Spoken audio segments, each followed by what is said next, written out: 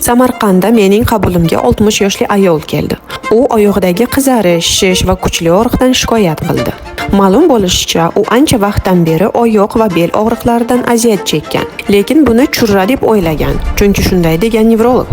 U dorilar yozib bergan, keyin fizioterapiya tavsiya qilgan, hatto tomirlarning buritib turganini ko'rib ham.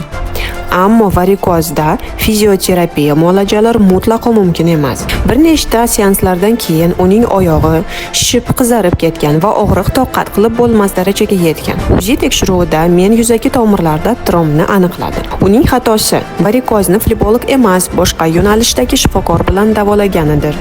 Afsuski, bu yerda boshqa shifokorning ham xatosi bor. U flebolog bilan maslahatlashmasdan bemorning oyog'idagi aniq tomirlarni ko'rib turib muolaja qilgan. Bu hikoya har birimiz uchun eslatma. Varikoz bu shunchaki tomirlar yoki kosmetik masala emas. O'zboshimchalik bilan davolanish yoki noto'g'ri tavsiyalar tromblar va xavfli asoratlarga olib kelishi mumkin. Taxmin qilmang. Tomirlaringizni UZI qiling va qon tomirlaringizda nima bo'layotganini biling.